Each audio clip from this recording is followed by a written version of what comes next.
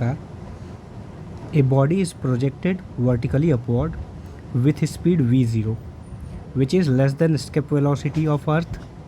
The speed of body at h height if r is the radius of the earth and g is the acceleration due to gravity. देखिए लगेगा तो ये Newton के ही फॉर्मूले पे, इस वाले पे v square is equal to U square plus 2as पे सारा यहाँ पे जो कॉन्सेप्ट है वो इस एक्सीलरेशन को फाइंड करने के लिए है, क्योंकि हम जानते हैं u के प्लेस पे v0 है. Let at h height the final velocity is v, the gravitational acceleration will be g and it will be negative, but we have to calculate the value of g at h height. अब देखिए h को कैसे g को कैसे निकालेंगे हम. हमें पता है कि h हाइट पे जो ग्रेविटेशनल एक्सीलरेशन की वैल्यू होती है वो g mass of earth divided by radius of earth plus में हाइट के स्क्वायर के इक्वल होती है.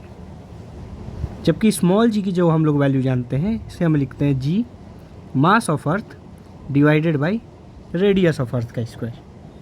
ठीक है. अब इनका अगर हम रेशियो ले लें जिससे GH की वैल्यू हमें G के टर्म में फाइंड हो जाए.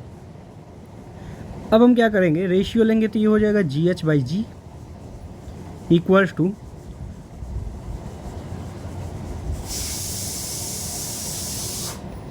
अब ये इधर डिवाइड में है तो रेसिप्रोकल होके मल्टीप्लाई हो जाएगा ऊपर into R square by GME.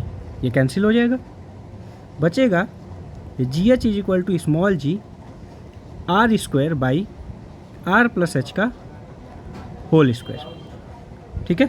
GH की इतनी वैल्यू बचेगी. अब यहाँ पे अगर हम ध्यान दें आर स्क्वायर कॉमन करके अगर हम कैंसिल आउट कर दें तो वैल्यू बचेगी g by under root 1 plus H by g by 1 plus H by R का होल स्क्वायर. यहाँ से आर स्क्वायर को कैंसिल किया गया, यहाँ से आर को कॉमन करके. अब एक्सीलरेशन एट एच हाइट हमको मिल गया है. सिंपल फार्मूला अप्लाई कर दीजिए. V square is equal to v0 square minus 2g at h into height h. ठीक है. हमें यही वेलोसिटी चाहिए. v0 का स्क्वायर एज इट इज़ रहने देते हैं माइनस g एट h की वैल्यू ये वाली यहाँ पुट कर लेंगे, ये वैल्यू यहाँ रख दी जाएगी तो हम लिखेंगे कितना, -2 रहने दें g divided by 1 plus H by R का होल स्क्वायर इंटू h. ठीक है. इधर स्क्वायर है, स्क्वायर रूट ले लेते हैं. v is equal to under root v0 square minus 2gh divided by 1 plus H by R का whole square. This will be the final answer.